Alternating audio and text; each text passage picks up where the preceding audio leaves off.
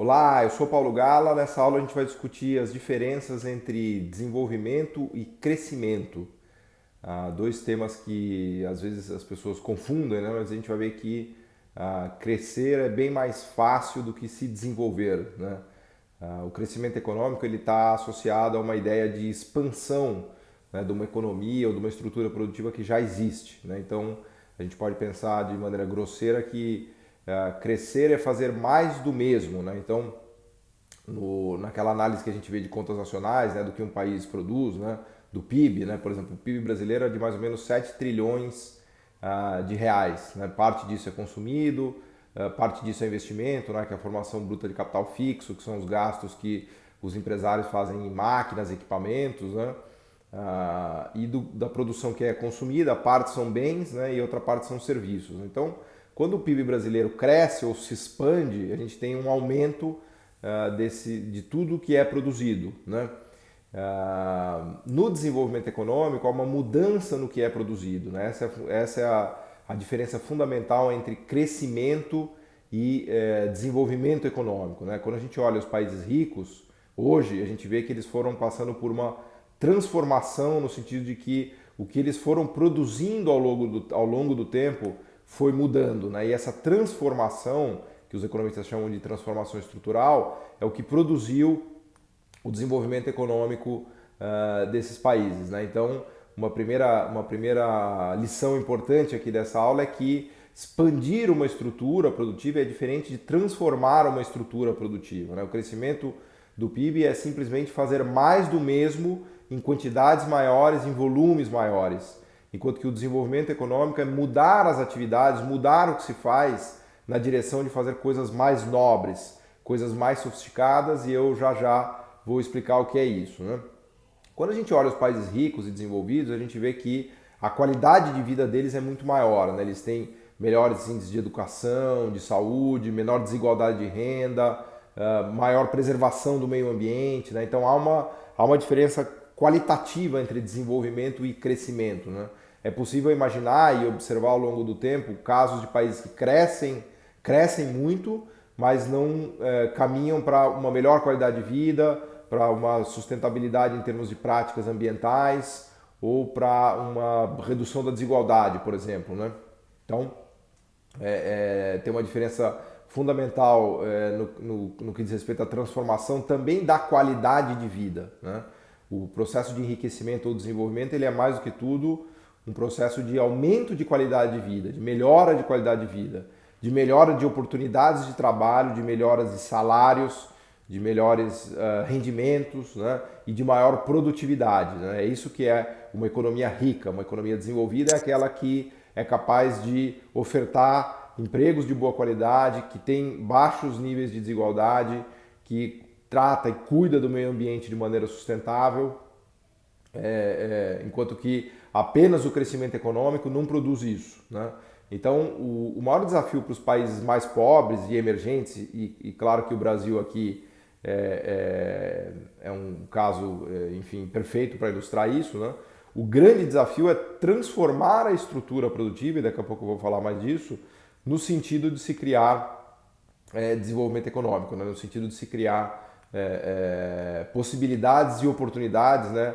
Uma sociedade, uma economia que produza com maior produtividade, com maior oportunidade, com menor desigualdade. A gente teve vários casos no Brasil de crescimento, por exemplo, na era Lula, se quiserem, que vai de 2002, 2003 até quase 2012, a gente teve um crescimento acelerado até do Brasil. Né? Muitos economistas chamam esse período de milagrinho. Né? Acho que foi um termo até do Edmar Baixa que cunhou essa expressão, em contraposição ao milagrão, né? O milagrão brasileiro que se deu nos anos 70. Né? Que, aliás, foi uma fase de crescimento associada a muita desigualdade também.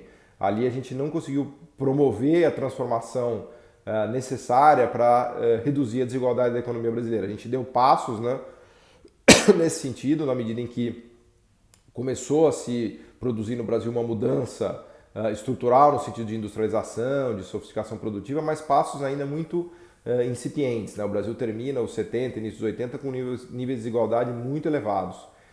Na era Lula a gente teve um crescimento, era Lula que eu digo, era Lula e Dilma, né? São os dois governos Lula e os dois da Dilma, um e meio, né? A gente teve uma expansão, né, relevante do PIB, na média o PIB brasileiro cresceu algo como entre 2% e 3%, mais para 3%. Foi a maior fase de crescimento desde os 70, né, em termos médios. Só que a gente, apesar de ter produzido alguma redução de desigualdade de renda, e isso está muito ligado às transferências, né, da Bolsa Família, de aumentos do salário mínimo, que tiveram um efeito, vamos dizer assim, fantástico, né, do ponto de vista de redução de desigualdades.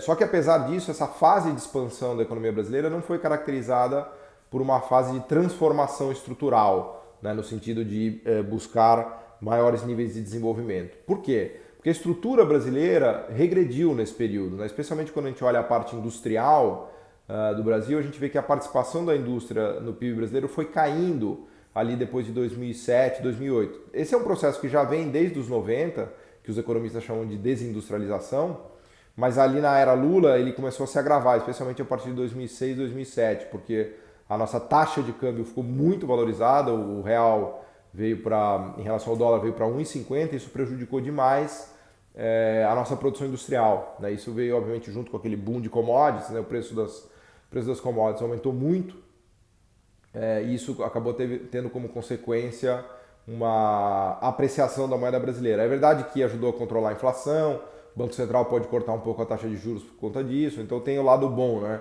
É o lado meio tentador que eu costumo brincar, né? O câmbio muito apreciado, ele é uma espécie de morfina, porque todo mundo fica mais barato, você pode viajar, compra produtos importados, o Banco Central também gosta porque a inflação fica baixa, né? Mas o lado problemático da apreciação cambial é que ela dificulta a subida da escala tecnológica, ou seja, a continuação do processo de industrialização, né?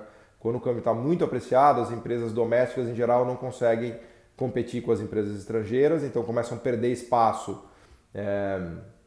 para as importações e começam a ter dificuldades também para exportar, para conquistar mercados no resto do mundo, né? Então, os economistas chamam isso de efeitos negativos, né, do câmbio, da apreciação cambial na indústria, ou, de outro modo, a desindustrialização por conta de uma apreciação muito forte da taxa de câmbio, né? Isso aconteceu de maneira muito grave, né, na era Lula e na era Dilma, e acabou atrapalhando o nosso desenvolvimento industrial, né? E conforme eu falava há pouco, a transformação estrutural de um país, a mudança, né, qualitativa de produção, ela passa pela industrialização. A industrialização é uma espécie de caminho real, né? De caminho real, né? Usando o Royal Road to the Unconscious, né? Do Freud, o caminho real os sonhos para o Freud eram um caminho real do inconsciente, né? Então, a industrialização é o caminho real do desenvolvimento econômico, né? Então, a gente vê que todos os países que enriqueceram, eles foram se industrializando, se sofisticando, né? E lá, quando ficaram ricos, ou seja, já com a sua estrutura produtiva transformada, a partir de uma renda per capita de pouco mais de 30 mil dólares, aí eles começam a perder participação da indústria, né? Aliás, quando a gente olha a participação da indústria no PIB, esse é um tema chave para entender a diferença de desenvolvimento e de crescimento. A gente vê que a indústria, no começo, né, dos estágios de crescimento e nos estágios iniciais de desenvolvimento, a indústria vai ocupando maior participação no PIB. Ela vai ganhando espaço, 10%, 15%, 20%, 25%, às vezes 30% do PIB. E quando um país começa a se desenvolver de verdade, quando ele passa da renda per capita dos 15, 20 mil dólares, a indústria começa a perder espaço no PIB até voltar mais ou menos aos 10% de participação nos países muito ricos, de 40, 50, 60 mil dólares, né? Por exemplo, os Estados Unidos hoje tem menos de 10% da indústria como participação do PIB, né? O PIB americano é de mais ou menos 20 trilhões de dólares e a indústria hoje nos Estados Unidos é 2 trilhões de dólares. Vejam que a participação no PIB cai, mas o volume de produção industrial ainda é muito elevado, né? A indústria americana é a segunda maior do mundo, 2 trilhões de dólares, só perde para a chinesa, que já vai em 4 trilhões de dólares. E quando a gente olha per capita, a indústria americana ainda tem mais de 5 mil dólares de produção industrial per capita, né? Só para dar um contexto disso, o Brasil tem produção industrial de mais ou menos 180 bilhões de dólares nos anos 2019, 20, 18, 19 e 20, né? 180 bilhões de dólares, mas para uma população muito grande, 200 milhões, né? Então, quando a gente compara, por exemplo, com os Estados Unidos, tem uma população de mais de 300 milhões, a gente vê que a produção industrial americana é 10 vezes maior do que a produção industrial brasileira, sendo que os Estados Unidos tem 100 milhões a mais de habitantes, ele não tem 10 vezes mais habitantes do que o Brasil. Por isso que a produção industrial brasileira per capita está no nível muito baixo, né? Ela caiu dos $1.500, está chegando próximo de $1.000, que é quase um nível ridículo, é um nível de países quase africanos, né? Os países muito pobres têm uma produção industrial per capita da ordem de $1.000 ou menos. Até países que estão mais especializados em commodities, como a Austrália, por exemplo, tem ainda uma produção industrial per capita de $3.000. A Austrália, né, que é um exemplo muito dado no Brasil, tem uma produção industrial total por ano de $80 bilhões. A Nova Zelândia tem uma produção industrial de 25, 30 bilhões de dólares por ano, com uma população muito pequena, de 5 milhões, dá ainda quase $3.000, pouco mais de $3.000 de 7 milhões da população, né? $3.000 per capita, né? Então, eu estou gastando um pouco de tempo para explicar essa questão aqui da indústria, porque é importante entender que sem níveis elevados de industrialização per capita não é possível percorrer esse percurso do desenvolvimento econômico, né? Todos os países que se desenvolveram e ficaram ricos passaram por processos de industrialização vigorosos, né? E foram subindo o que nós economistas chamamos de escada tecnológica, né? A gente pode entender um processo de industrialização como um processo de aprendizado, né? Aliás, o significado da palavra indústria, né, no português castiço original é destreza, habilidade, né? Eu me lembro do meu avô português, né? Ele dizia, olha, aquele que tem indústria é aquele que tem destreza, habilidade, capacidade, né? Então, um país que não tem indústria é um país que não sabe fazer coisas, que não tem justamente destreza e habilidade e capacidades, né? E a industrialização é um processo de aquisição de capacidades, né? De aprendizagem, né? De aprendizado e de subida, portanto, dessa escada tecnológica, né? Esse é o caminho da transformação estrutural. Então, os países que ficaram ricos foram subindo esses degraus, né? Subindo e chegaram lá no topo dessa chamada escada tecnológica. Então vejam, voltando aqui para o início da aula, que há uma diferença importante entre expansão de uma estrutura produtiva e transformação de uma estrutura produtiva. A transformação tem a ver com a subida da escala tecnológica, a expansão tem a ver com se manter no mesmo degrau e aumentar uma estrutura, mas naquele estágio tecnológico. A gente pode entender essa subida da escada como um avanço de estágios tecnológicos, né? E os países ricos e desenvolvidos, eles têm estágios, eles dominam estágios tecnológicos muito avançados. Os economistas chamam isso de fronteira tecnológica, né? Todos os países ricos e desenvolvidos, eles estão na fronteira tecnológica, né? Que também pode ser entendida como sofisticação produtiva, né? Então pensa nas coisas mais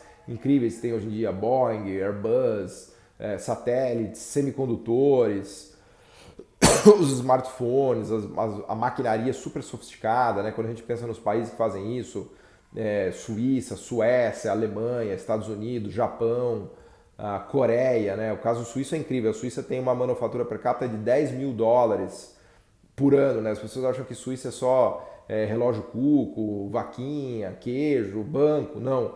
A Suíça tem uma manufatura, uma produção industrial fantástica. Ela é um dos países mais industrializados do mundo quando a gente olha per capita, né? $10.000 por ano muito mais do que os Estados Unidos, por exemplo. Aliás, outro país parecido é Singapura. Singapura tem uma manufatura per capita de $10.000 por ano também, praticamente 10 vezes mais do que o Brasil, né? A Suíça tem 10 vezes mais do que o Brasil produção manufatureira, né? Claro, para uma população de 6, 7 milhões, né?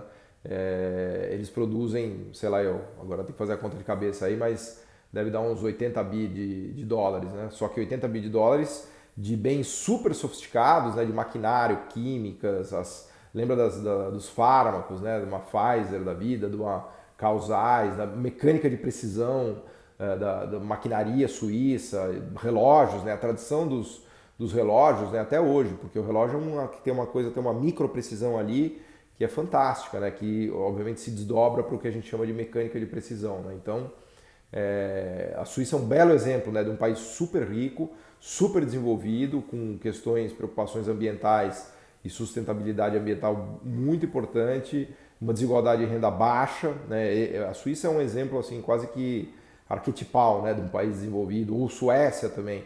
Suécia é um outro belo exemplo, né? A Suécia está na fronteira tecnológica de vários tipos de bens e serviços, né? O Spotify, para dar um exemplo de um serviço super sofisticado. Aliás, lá em cima da escada tecnológica a gente encontra os serviços sofisticados, que são muito distintos dos serviços básicos ou tradicionais, né? Cabeleireiro, manicure, pedicure, taxista, garçom, né? Nada contra essas profissões, obviamente, mas elas são muito parecidas em países ricos e pobres, né? A diferença dos serviços dos países ricos está nos serviços sofisticados que ficam lá em cima dessa escada tecnológica, né? Mas voltando para a Suécia como exemplo do que eu digo, a gente tem uma Volvo, Scania, a Ericsson, né, que é capaz de fazer 5G. Lembra que hoje 3 países no mundo só são capazes de produzir o telecom, os equipamentos de telecom necessários para fazer o 5G, que são a Huawei, chinesa, com investimentos pesadíssimos do Estado chinês, né? Na Finlândia, a Nokia, que conseguiu chegar dominar essa tecnologia, que é super difícil. E na Suécia, a Ericsson. A Ericsson recebeu muito dinheiro em encomendas do governo sueco, né, para fazer a parte de radares, especialmente dos caças, né? Por exemplo, o caça Gripen, né? Ele tem muito equipamento desenvolvido pela Ericsson, com muita encomenda de defesa, né? Aliás, essa coisa do investimento tecnológico, né, feito pelo Estado, já é um clássico na história do desenvolvimento econômico, né? Por exemplo, os Estados Unidos gasta mais de 500 bilhões de dólares no orçamento de defesa, né? A gente costuma brincar que os Estados Unidos tem um Estado desenvolvimentista escondido lá dentro do Pentágono, né? Com uma verba de 500, 600 bilhões de dólares por ano, sendo que o grosso dela, uma parte relevante, é destinada para desenvolvimento tecnológico. Então, isso tudo vai parar numa Lockheed Martin, Boeing, vai, vamos dizer assim, transbordando para a economia americana e ajuda, obviamente, os Estados Unidos a se manter na fronteira tecnológica. Essa é um pouco a história da tecnologia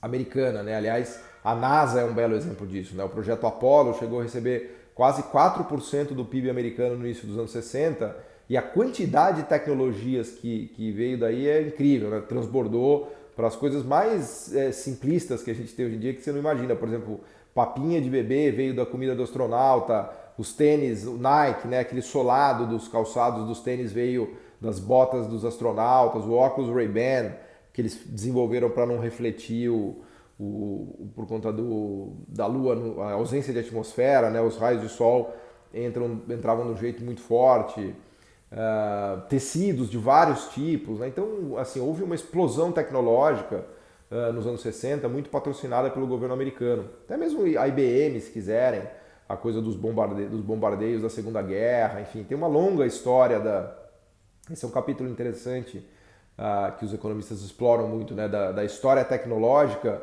promovida pelos estados pela via da defesa, do orçamento de defesa e do investimento tecnológico, né? Casos mais famosos do mundo talvez sejam a internet e o sistema de GPS, né?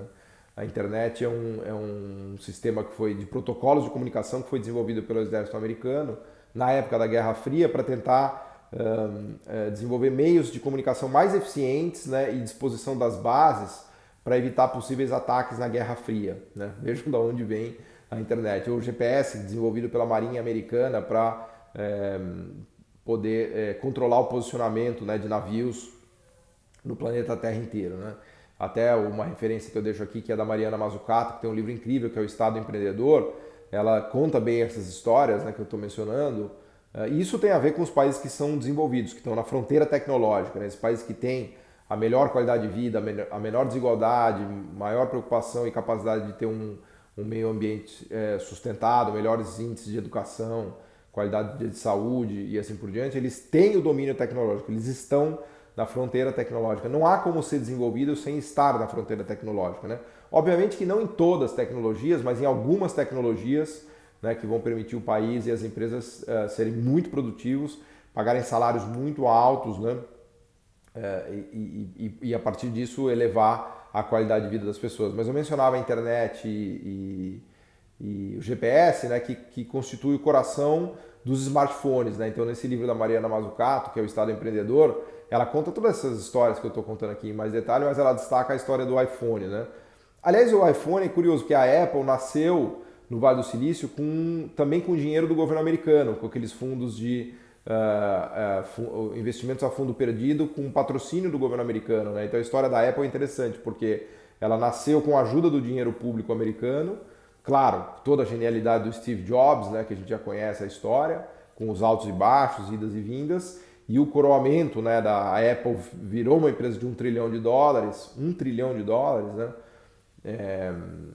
principalmente pelos smartphones, né, que foi a grande sacada do Steve Jobs, né? Aliás, veio do iPod, né? Diz a história que ele via a filha dela usando aqueles Walkman, né, que você punha a fita cassete e tal, quem é mais velho se lembra disso. E ele olhou aqui e falou, peraí, filho, acho que dá pra fazer um negócio mais interessante. Aí ele inventou o iPod. O iPod, que era um negócio só para tocar música, né? Eu tive um, me lembro, em 2004, né? Era um frisson, assim.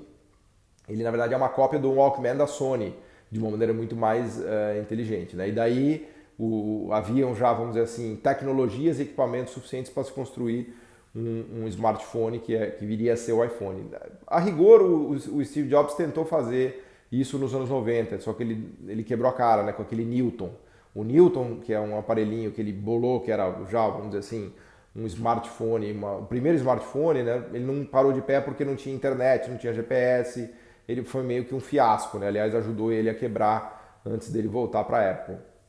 Agora, toda essa história eu estou contando por quê? Para dizer que sem a internet, sem o GPS, os smartphones não são viáveis, né? Então, essa é a história, né, interessante que a Mariana Mazzucato nos traz. Fala, olha, para pensar, né? Um dos equipamentos mais fantásticos e poderosos, né? Inclusive eu estou gravando essa aula aqui hoje graças a isso, né? Foi desenvolvido na base de tecnologias que foram desenvolvidas pelo Estado americano, pelo investimento em tecnologia do Estado americano, né? E os dois pilares são, obviamente, o GPS e a internet, né? Então, por aí vai, né? Estava falando da Suécia, a Suécia tem a Ericsson, que é vamos dizer assim, está na fronteira tecnológica para fazer o 5G e deve muito disso também a investimentos do governo sueco para P&D, né? Porque usa a de pesquisa e desenvolvimento. E quando a gente olha também França, Dassault, se olhar os caças franceses, o Rafael, se olhar o exército espanhol, por exemplo, desenvolvendo navios e submarinos, né? E tudo isso transborda para a tecnologia comercial, né? Então essa subida da escala tecnológica, ela começa a depender muito do Estado, especialmente nos degraus intermediários e superiores, que são os degraus onde os mercados estão mais concentrados e onde fica cada vez mais difícil, né, a entrada de países emergentes e de empresas de países emergentes.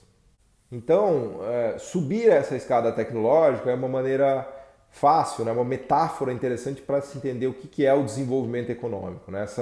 Esse caminhar no domínio de novas tecnologias é o que permite a países terem melhor qualidade de vida, maiores salários, maior produtividade, menor desigualdade de renda, maior controle ambiental, né? Quando a gente olha da ótica da industrialização, que eu mencionava há pouco, os dados são bastante interessantes também para a gente entender esse processo, né? Quando um país começa a se desenvolver, a indústria começa a ganhar espaço no PIB, aquilo que eu explicava, né? Quando o país chega na renda média e começa a caminhar para a renda alta, a indústria de baixo conteúdo tecnológico, low-tech, começa a perder espaço e o país começa a ser capaz de desenvolver indústrias medium-tech e high-tech, né, de médio conteúdo tecnológico e de alto conteúdo tecnológico. Né? Alto seria, por exemplo, equipamento 5G, por exemplo, avião, por exemplo, eletroeletrônica, semicondutores. Né? Low-tech seria indústria de alimentos, calçados, toalha, tecido. Né? Medium tech seria maquinário não tão sofisticado ainda, mas sei lá, máquina de fazer café, máquina de fazer mais que já incorpora eletroeletrônico, né, com internet das coisas. Né? Então a gente pode fazer um ranking do conteúdo tecnológico de todos os bens e dividir esses bens em 3 grupos, de alto conteúdo tecnológico, médio conteúdo tecnológico e baixo conteúdo tecnológico. Desculpe, então, quando os países vão subindo essa escada, as empresas vão sendo capazes de migrar para essas categorias, né, de produtos, de bens e serviços de conteúdo tecnológico diferente. E isso é uma transformação, é diferente de uma simples expansão de uma estrutura produtiva que já existe. Então, eu dizia há pouco que a gente vê nos dados de maneira bem clara isso. Então, quando um país começa a enriquecer, ele começa a migrar da indústria low-tech para a indústria medium-tech. E quando ele fica muito rico, ele migra para a indústria high-tech. Então, o padrão de participação industrial dos países é muito interessante. Ele mostra que o low-tech ganha espaço e depois cai. Essa é a chamada curva do U invertido, ou do arco da industrialização. Né? Os economistas chamam isso do U invertido da industrialização. Então o país pobre se industrializa e quando ele começa a ficar rico ele se desindustrializa. Mas não é que ele se desindustrializa por completo. Ele perde a participação das manufaturas low-tech, que é basicamente são bens que dependem de preço baixo, né? cuja competição não está na qualidade do produto, mas está no preço. Né? Então, pensa em manufaturas comoditizadas, por exemplo, sapato. Né? Da onde vem a competitividade do sapato ou do tênis? Principalmente de uma mão de obra barata que faça um tênis barato. Né? Por isso que o sapato é low-tech. Né?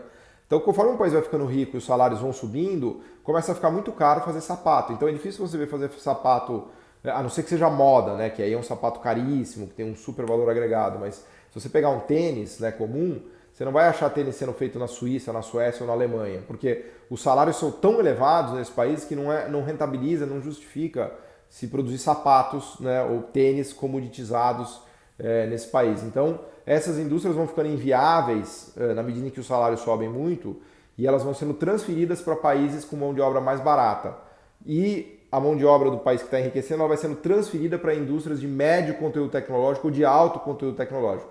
Quando você chega no alto conteúdo tecnológico, os salários são gigantescos. Pensa na Alemanha. Na Alemanha os salários são enormes. Você fala assim, pô, mas como que os alemães com um salário médio de 15, 20 mil dólares por mês conseguem ser competitivos? Porque eles produzem coisas altamente sofisticadas e muito high-tech. Então a competitividade deles não é via preço, é via qualidade. Né? A competitividade alemã está num produto que só eles dominam, só eles sabem fazer, ou pouca gente no mundo sabe fazer. Então, quando a gente olha esse perfil de participação da indústria no PIB, a gente vê que conforme o país enriquece, o low-tech ele começa a perder espaço, o medium-tech ganha, demora mais, mas também começa a perder, e o high-tech nunca perde espaço. Né? Isso é uma coisa super interessante. Os países ricos eles não descartam indústrias high-tech, eles mantêm essas indústrias high-tech. Aliás, a grande diferença de um país rico e desenvolvido para um país pobre e não desenvolvido é a existência de indústrias super high-tech. Isso é muito simples de explicar, basta a gente pensar nas grandes marcas. Né? Quais são as grandes marcas do mundo? Né? Boeing, Mercedes, você pegar toda a parte de químicos, Bayern, né? Se você pegar Toyota, Hyundai, LG, Caterpillar, John Deere, né? Quando você para pensar e ver os gigantes da tecnologia, uma Syngenta, os fármacos, Pfizer, né? Quando você pensa nesses gigantes tecnológicos, você para um pouco e fala, peraí, só tem país rico que tem essas empresas, porque é isso que caracteriza a riqueza das nações e caracteriza o desenvolvimento econômico. Vejam que países africanos, América Latina, tem pouquíssimos grandes players tecnológicos no mundo, né? Ou se quiserem a Ásia Central, a Ásia pobre. Né? Então, é esse grande domínio tecnológico, né, do que eu estou chamando de manufaturas high-tech, né, de alto conteúdo tecnológico, que caracterizam o desenvolvimento econômico. Então, essas manufaturas high-tech são capazes de pagar salários enormes, porque elas têm o que os economistas chamam de poder de mercado ou poder de monopólio. Poucos países do mundo, poucas empresas do mundo dominam essa tecnologia. Né? Então, os lucros são enormes, os salários também são enormes. Né?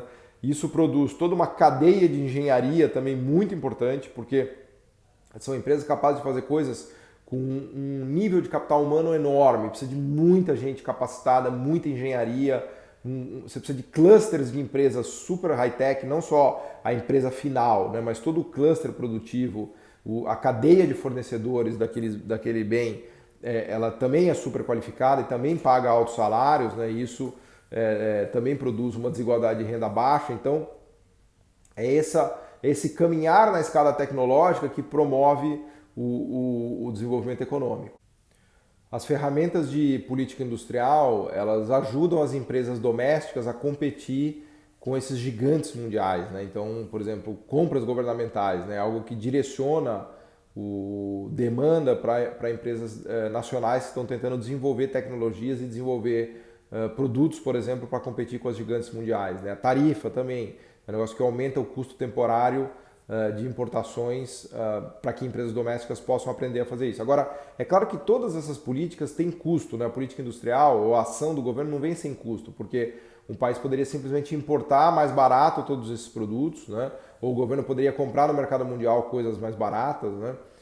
ou, por exemplo, quando o governo dá subsídio, né, ele está deixando de arrecadar impostos em relação a alguma atividade econômica, e assim por diante. Então, todo o esforço do governo de fazer política industrial, ou seja, de tentar melhorar a estrutura produtiva de um país, ela não vem sem custos. A sociedade, ela meio que paga por isso, e a ideia é que ela pague para que ela colha os benefícios lá na frente. Então, é evidente que tem uma discussão muito importante aqui de custos, né, sociais da política industrial, porque não adianta nada a gente ficar comprando coisas mais caras no Brasil para ver se os nossos empresários aprendem a fazer, e aí eles nunca aprendem e a gente sempre paga mais caro, né? Então a ideia é que a política industrial tem que ter contrapartidas, né? Como por exemplo se fez na Ásia, né? A Ásia, toda a política industrial da Ásia foi calcada em contrapartidas. Então, por exemplo, na Coreia do Sul, o Park Chung, né, que era o ditador da época, ele dava crédito público, ele dava reserva de mercado, inclusive, ele dava subsídio, ele dava tarifa, só que era tudo condicionado ao aumento de exportações e conquista do mercado mundial e sofisticação produtiva, né? Os chaebols coreanos, eles foram muito ajudados pelo Park Chung, pelo governo, mas mediante contrapartidas. Os chaebols que não avançaram, que não progrediram e que não se sofisticaram, quebraram, perderam a ajuda do governo, né? Taiwan também fez muito disso, a China também faz muito disso. Então, se a gente pegar, por exemplo, os trabalhos do Danny Roderick, né, que é um dos grandes economistas hoje em dia do desenvolvimento, ele não cansa de martelar nessa tecla de que a política industrial que deu certo na Ásia foi uma política industrial de contrapartidas, enquanto que a política industrial que deu errado no Brasil e na América Latina pecou por falta de contrapartidas, né? A gente acabou dando benesses, né, sem ter em troca ganhos de sofisticação tecnológica, de conquista de mercado, de melhora de qualidade de empregos e assim por diante, né? Então esse é um ponto-chave, né? O problema das multinacionais, se a gente achar que simplesmente deixar as multinacionais virem aqui nos desenvolver, o problema é que, é o que eu costumo brincar, o leão come carne, então a multinacional nunca vai deixar transbordar de verdade o know-how e a tecnologia dela, ela nunca vai repassar para um produtor doméstico ou para um fornecedor o filé mignon tecnológico dela, porque o filé mignon tecnológico dela é o que dá o lucro dela, é o que garante o que os economistas chamam de poder de mercado e poder de monopólio, é a própria razão de existência da multinacional, né?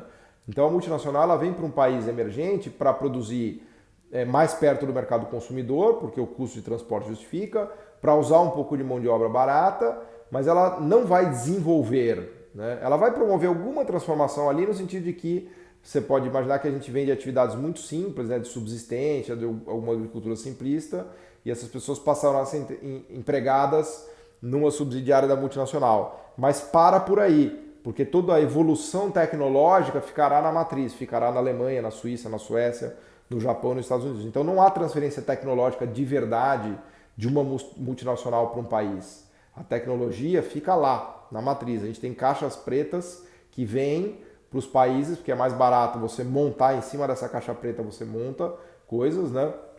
Mas nunca haverá esse transbordamento tecnológico, né, que muita gente imagina que seria possível o desenvolvimento econômico pela via das multinacionais, né? Quando a gente olha, todos os países se desenvolveram de novo. Na Ásia, eles criaram sistemas nacionais de inovação, né? São capacidades locais de produzir tecnologia e de inovar, né? Pega uma Hyundai, uma LG, uma Samsung, pega uma Huawei, Xiaomi, a Vivo, todas as empresas chinesas, a Taiwan, mais na parte de suprimentos, das cadeias de suprimentos, uma Toyota, Japão, enfim. Então essa ideia de que as multinacionais desenvolvem os países não para de pé, né? Quando a gente olha a história do desenvolvimento econômico, a gente vê que só se desenvolveram países com suas próprias multinacionais, que é normal, porque é da guerra capitalista, né? Eu mencionava que nessa escala tecnológica, nos degraus superiores, há muita concentração de mercado. Então, uma multinacional não vai entregar rapadura, né? Ela vai defender o mercado dela, ela vai defender a posição dela. É natural do sistema capitalista, seja ela uma multinacional chinesa, até brasileira, japonesa, alemã, americana, não importa, né? O que importa é que é da lógica da multinacional proteger os mercados e proteger o conteúdo tecnológico dela, né? Então, o desenvolvimento econômico não virá pela transferência tecnológica de multinacionais, a não ser que esta transferência seja forçada. E aí tem uma grande habilidade, por exemplo, que a China usou. A China forçou transferência tecnológica como contrapartida ao acesso do mercado chinês. Então, quantas empresas do Ocidente, multinacionais, foram obrigadas a transferir tecnologias para joint ventures locais, 50-50, com chineses, e daí de verdade os chineses aprenderam a fazer. Também teve muita cópia, isso a gente a gente vê na história do desenvolvimento econômico, né? Muita espionagem industrial, muita cópia, muito desrespeito a patentes, né? A história do desenvolvimento econômico de 200 anos é uma história de cópia, de espionagem industrial e de desrespeito a patentes, né? Essa não é a história oficial, mas é a história verdadeira, né? Os suíços fizeram, os alemães fizeram, os americanos, os ingleses, os asiáticos todos, os chineses e por aí vai. E isso acontece por um motivo muito simples. Não há transferência tecnológica voluntária num sistema capitalista. Aliás, muito pelo contrário, né? A transferência tecnológica é algo que se evita a todo custo, porque é o conteúdo tecnológico proprietário que dá lucro, né? Essa é a lógica do sistema, do sistema capitalista, né? Proteger seu lucro, portanto, proteger o seu conteúdo tecnológico, né? Então, esse é o problema das multinacionais, né? Não haverá uma transferência voluntária de tecnologia para países em desenvolvimento e para empresas em desenvolvimento, né? Então, daí surge a importância da política industrial, porque o Estado é o único ente que tem força e capacidade de mobilizar recursos para ajudar esses países, os países pobres e emergentes a tentarem se desenvolver. Mas, de novo, não será feito isso por decreto, né? O desenvolvimento se dará a partir de uma interação virtuosa entre Estado e mercado com esse objetivo, né? Porque as grandes empresas precisam, enfim, vingar, né? Desenvolver seus produtos, conquistar mercado, conquistar o mundo e assim por diante. Então não é simplesmente baixar um decreto, crie-se uma empresa, né? Aliás, longe disso, né? O desenvolvimento econômico ele depende de uma articulação muito bem feita entre Estado, sociedade e mercado, se quiserem, né? Quando a gente olha o gráfico da produção industrial, da participação da indústria nesse país, a gente vê claramente que o low-tech sobe e cai, o medium-tech sobe, demora um pouco mais e cai, e o high-tech fica lá em cima, né? Então, o subir a escada tecnológica, que eu tenho mencionado aqui o tempo todo nessa aula, significa que a sua produção de indústria high-tech sobe e nunca mais cai. Você fica lá com essas manufaturas high-tech. Você descarta só o medium-tech e o low-tech, né? Porque os salários ficam muito elevados e deixa de ser rentável produzir essas coisas nos países mais pobres ou nos países emergentes, né? Então, essa transformação estrutural que é o desenvolvimento econômico, né? É isso que a gente chama de desenvolvimento econômico, que é bem diferente de uma simples expansão, né, de uma estrutura produtiva, né? A expansão da estrutura produtiva é se manter no degrau tecnológico que você está, enquanto que a transformação produtiva é subir essa escada tecnológica. Quando a gente olha coisas muito importantes como a questão ambiental, por exemplo, isso fica ainda mais claro, porque as atividades de países pobres elas têm a característica de ter muita degradação de meio ambiente. Aliás, a gente chama de atividades de depleção, né? Especialmente na parte de extrativismo mineral. No fundo, quando a gente contabiliza o PIB, o extrativismo, né, a pesca pura e simples, a extração de minério pura e simples, ela é quase que não tem produção nenhuma ali, é só extrair um recurso que já existe, né? Então tem umas contas até do Banco Mundial em que eles recalculam o PIB tirando esses extrativismos, porque o extrativismo é quase como se fosse um truque sujo, porque você não produziu nada, né? Eu costumo brincar, por exemplo, minério de ferro, você cava um buraco, pega o minério que está lá, põe no navio e manda para a Ásia. Então não tem nenhuma arte nisso, é só você cavar um buraco e tirar a terra, né? Assim como pescar, você joga uma rede gigante, tira todos os peixes do mar e vende, né? Então é quase que uma depleção do meio ambiente, né? Um PIB de qualidade muito ruim, porque ele é um PIB que está depletando o meio ambiente, né? E a gente vê bem menos disso nos países ricos. É claro que tem pesca no Japão, tem extrativismo na Alemanha, tem mineração. A Alemanha sempre foi uma base importante de recursos minerais na Europa. Mas quando a gente olha o PIB desse país, a gente vê que eles estão muito distantes de depender disso, né? Então, a pesca no Japão representa praticamente nada. O minério de ferro na Alemanha, o carvão, representa praticamente nada. Enquanto que países pobres, e o Brasil é um belo exemplo disso, nesses países atividades de extrativismo são ainda muito importantes. Na África, então, nem se fala, né? Tem países na África subsaariana que vivem disso, de depleção, né? Que é basicamente esse extrativismo puro e simples. Então, com questões ambientais dramáticas, né? No Brasil, isso se aplica inclusive para a coisa da soja, né? A soja que causa desmatamento da Amazônia. Não estou falando da soja bem feita, bem controlada, mas uma expansão completamente descontrolada da soja pode trazer problemas ambientais graves. A questão do minério de ferro da Vale também é um outro exemplo disso, mas não só no Brasil, no Chile, né? Vários países que têm muita dependência de recursos minerais, a gente vê que as questões ambientais se agravam, né? A própria poluição também, as indústrias low-tech poluem muito, né? Pensa na siderurgia à base de carvão, né? Que aliás houve um movimento grande da China nos últimos anos de desligar todas essas siderúrgicas, né? Por conta de poluição. Aliás, me lembro de uma época em que os aeroportos na China, em Beijing, estavam fechando por conta da poluição. Era tanta poluição que tinha que a visibilidade do aeroporto caía a zero, né?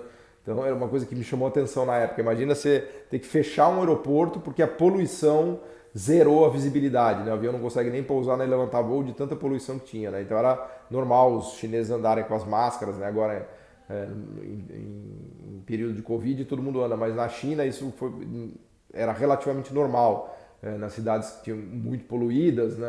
Às vezes você ficava meses, sei lá, semanas sem ver o céu azul, né? Eu me lembro, eu fui para Tianjin, fiz uma visita para conhecer a China em 2006, né? E depois também alguns pesquisadores vieram para o Brasil, para São Paulo, e é engraçado, porque em Tianjin, assim, Tianjin é uma cidade importante perto de Beijing, que é um porto, né? Um porto importante. Aliás, é o porto de Beijing. Mas assim, fiquei uma semana que eu não conseguia ver o céu azul, um negócio meio esquisito até. Mas não é nublado, é de poluição mesmo. E aí os chineses vieram para o Brasil e tal, pousaram em São Paulo, aí quando eles saíram, eles falaram assim, nossa, mas que ar puro que vocês têm aqui em São Paulo, né? Eu fiquei chocado, né? Você vê como tudo muda de perspectiva, né? Então, a China agora está conseguindo controlar a questão ambiental, até é um dos pilares, né, do China 2025, né, que é o plano do governo chinês para 2025, né, dos 15 setores que o governo tem investido muito dinheiro, dado muito subsídio, muito crédito público para estimular, para financiar, né? E um dos pilares são energias verdes, carros elétricos, siderurgia mais moderna, sem carvão e por aí vai.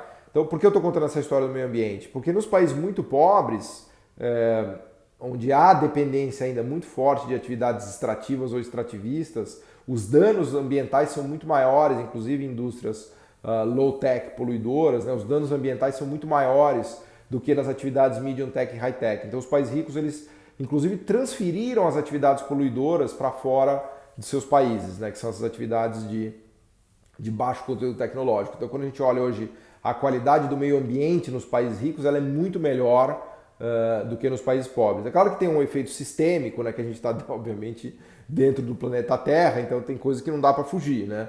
Que polui na China, polui no pobre, mas o planeta inteiro paga essa conta. Mas no que diz respeito à poluição local, houve um avanço fantástico, né, na Europa e nos Estados Unidos, os países ricos, muito por conta dessa transferência de atividades poluidoras para países pobres, porque são atividades baratas, né? São atividades em geral de baixo valor agregado, de baixo conteúdo tecnológico, né? E que, portanto, nem são rentáveis, né? Nem se rentabilizam em países que subiram a escada e que estão pagando salários mais elevados, né? Então também esse aspecto ambiental é um aspecto muito importante para a gente pensar na comparação crescimento econômico com desenvolvimento econômico. Assim como a questão da desigualdade. Nesses países que têm o domínio da fronteira tecnológica, essa cadeia de produção de engenharia, de clusters, né, de várias empresas com muito capital humano, muito conhecimento técnico, acaba produzindo uma estrutura de salários mais igual, menos desigual, né?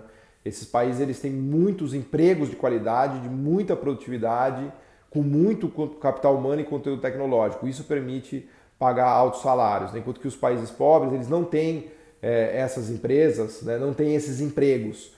Em geral, são empregos de serviços de baixa qualificação.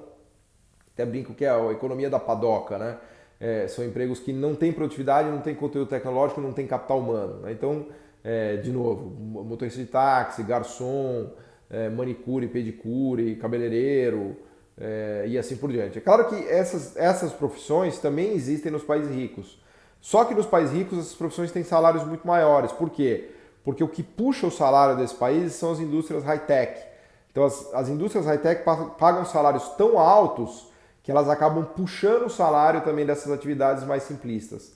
Por isso que um garçom ou um cabeleireiro ganha em Zurique 5, 6 mil dólares por mês, enquanto que um garçom ganha em São Paulo $1.000. Né? Vejam que o garçom ele tem exatamente a mesma produtividade que ele tem em Zurique, em São Paulo. O cabeleireiro ele tem exatamente a mesma produtividade que ele tem em Zurique e que ele tem em São Paulo. Né? Por que lá um ganha 5, 6 mil dólares por mês e em São Paulo ele ganha $1.000? Se eles fazem a mesma coisa e têm a mesma produtividade. Porque lá na Suíça, os setores medium tech e high tech puxam todos os salários da Suíça para cima. Né? Então é normal, na Suíça, um salário médio de 10, 15, 20 mil dólares. Então, as atividades de baixa qualificação têm os seus salários também puxados para cima, porque senão não ia ter cabeleireiro, não ia ter garçom, né, na Suíça. Então, toda a estrutura de salários fica menos desigual e é puxada para cima num país rico. Né? E isso num país pobre não existe. Então, a gente tem estruturas de salários muito desiguais e muito baixos, né? Porque no final do dia o salário depende, obviamente, da atividade econômica que está sendo feita, da empresa que está praticando aquilo e do domínio tecnológico, do poder de mercado daquela empresa. Né? Não existe pagar salário do nada, né? O salário vem, obviamente, da atividade produtiva. Né? Então, quando um país se desenvolve, ele migra para atividades produtivas mais nobres. Né? Tanto serviços sofisticados, né? Então pensa... O Uber é um belo exemplo disso, né? O motorista de Uber é igual em todos os lugares do mundo. Ele é um serviço simples, simplista. A pessoa pode ser quase analfabeto para dirigir um Uber. Agora, fazer a empresa Uber é um serviço hiper sofisticado. Desenvolver a plataforma, a programação, né, o que foi feito nos Estados Unidos. Eu até brinco que, né, o país rico ele produz a Uber, o país pobre dirige Uber. Né? Que são os dois extremos do serviço simplista e do serviço super sofisticado. Né? Então, o desenvolvimento econômico ele pode ser entendido como esse caminhar em direção a essas atividades mais sofisticadas. Tanto bens mais sofisticados quanto serviços mais sofisticados. Né? E caminhar, né, ou subir essa escala tecnológica é bem diferente de simplesmente expandir a estrutura produtiva. Né? Um pouco do que eu falava da era Lula e Dilma no Brasil e vários outros casos de crescimento sem transformação estrutural. Né? Que é um crescimento em que a estrutura produtiva é mantida, vamos dizer assim, o estágio tecnológico é mantido e ela se amplia. Né? E só já caminhando para a conclusão, eu acho que uma última palavra que seria importante falar a respeito disso é o papel do Estado nesse processo, né? Porque tem um drama dessa subida da escada que é a concentração industrial. Né? Tem um negócio que dificulta muito o desenvolvimento econômico, porque subir os degraus tecnológicos implica se deparar com os grandes gigantes do mundo que dominam esses degraus tecnológicos. Então, e aí cabe aqui uma discussão sobre livre mercado e o papel do Estado, porque nesses mercados de alto conteúdo tecnológico existe muita concentração industrial. Então as empresas de países emergentes não conseguem entrar nesses mercados. Né? Então pensa avião, duopólio, né? Airbus e Boeing. A Embraer até estava conseguindo engatinhar e dar alguns passos nisso daí, mas já foi comprada pela Boeing, né? Enfim, com problemas e tal, não sabemos onde vai dar essa história, mas meu ponto aqui a subida da escala tecnológica é muito difícil, porque os degraus estão cada vez mais concentrados, né? E daí a necessidade de se fazer o que os economistas chamam de política industrial. Essa concentração de mercado pode ser entendida como uma falha de mercado, os economistas chamam isso de falha de mercado, né? Uma situação em que o livre mercado opera, mas ele não produz uma situação ótima. Por quê? Porque a concentração impede que haja concorrência perfeita e competição. Né?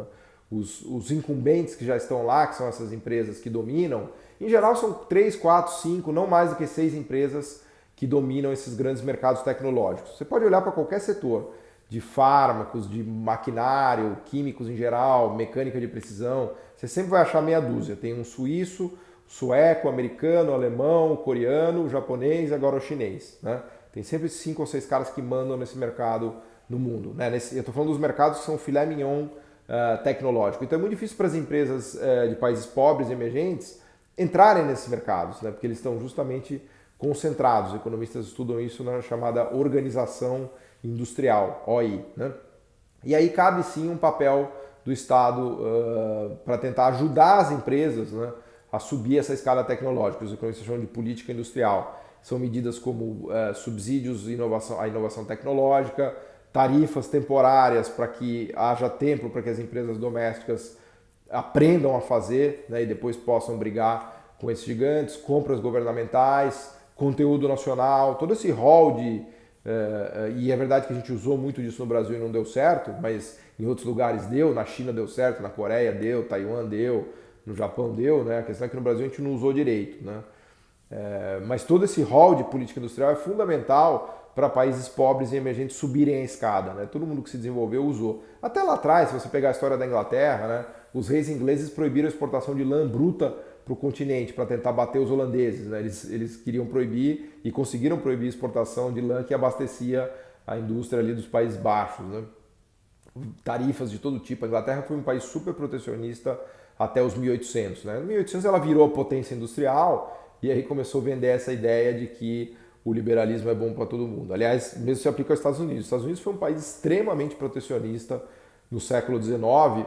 Desde 1776, se pega o Alexander Hamilton, né, o braço direito do George Washington, ele escreveu um negócio maravilhoso que é o Report on Manufactures, que ele faz o caso, né, da necessidade de proteção à indústria nascente americana e que vai resultar em um monte de medidas protecionistas ao longo do século, todo o século XIX. Aliás, o List, né, o Friedrich List, economista alemão, se inspirou nas práticas do Hamilton nos Estados Unidos para escrever a ideia da indústria infante, né, que diz que o Estado deveria proteger indústrias nascentes até que elas possam se tornar grandes e fortes o suficientes para poder competir no mercado mundial. Mas enfim, isso já é uma história para uma outra aula, né, que é a discussão chamada discussão da política industrial, né, se ela funciona, não funciona, o que o Estado pode fazer, até onde o Estado deveria ir, onde ele deve parar, né, quais são os desenhos ótimos de política industrial, né, o que deu certo, o que deu errado. Né.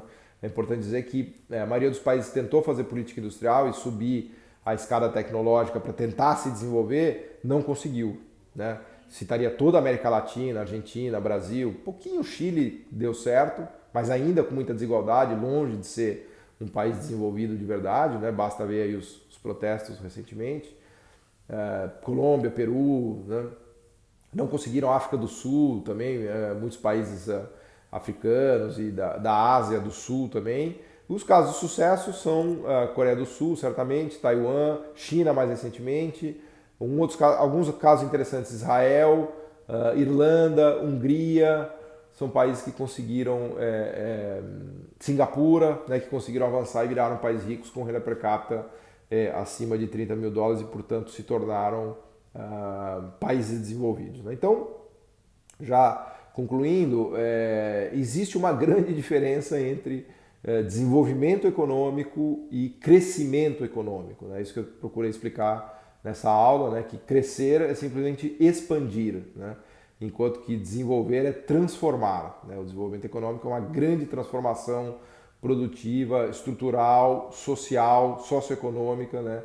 Que leva uma sociedade para uma posição, para uma situação muito melhor, né? De qualidade de vida muito melhor. Né? Então apenas o crescimento, ou seja, apenas a expansão da estrutura produtiva existente não é capaz de melhorar a qualidade de vida das pessoas de maneira sustentada, a qualidade do meio ambiente, o valor dos salários, as oportunidades existentes, né, para as pessoas da sociedade, para os jovens da sociedade e assim por diante. Então todo o esforço, né, de um Estado ou de um governo deverá ou deveria ser no sentido de promover uma transformação rumo ao desenvolvimento econômico e não simplesmente uma expansão econômica de uma estrutura existente. Tá bom? Obrigado.